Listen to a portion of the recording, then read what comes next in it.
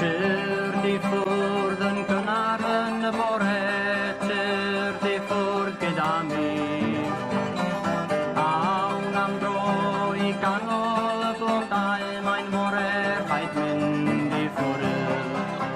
Wel, mi fuodd Sbardun yn gweithio yn yr Eisteddfod am flynyddoedd wrth gwrs i'r BBC. Ac oedden ni'n nabod o yn dda ac oedden ni'n gwybod am ei ddiddordeb mewn cerddoriaeth gyfoes ac felly oedden ni'n teimlo bod o'n addas iawn i ni dderbyn y tlws mae'r cof amdano fo.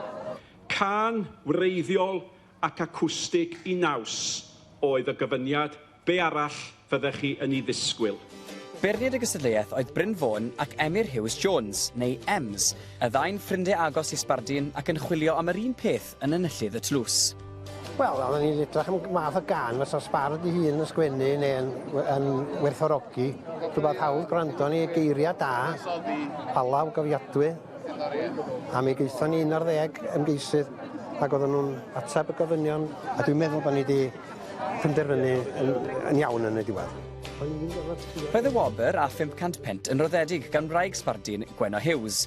Y cynllunydd Carwyn Evans yn y lle ddefyd al air am gelfyddyd gain yn 2012 oedd yn gyfrifol am greu'r tlws. Ac fe gymerodd ei ysbrydoliaeth o lofnod Sbardun ar ôl iddo ei weld ar lythyr. Mae o'n tlws fysa Sbard yn falch ohono fo achos mae'n ddarn o waith celfyddyd mewn hyfryd o beth. A mae Tlws Alun Sbardun Huws yn mynd i llew blew.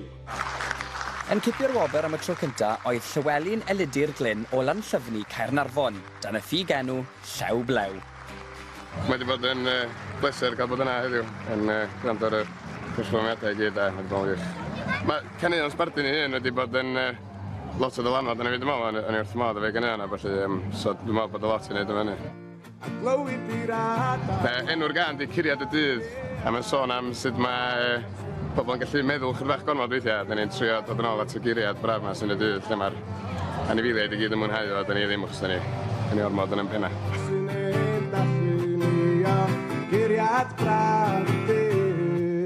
Oedden ni'n bles iawn heddiw bod yna gymaint wedi cystadlu yn y gystadleuaeth yma. A'r gobaith ydy y bydd y gystadleuaeth yn mynd yn erth yn erth wan. Gobeithio bydden ni yn cael ennillydd teilwng bob un blwyddyn. Geiriad braf y dydd. Diolch yn fawr iawn.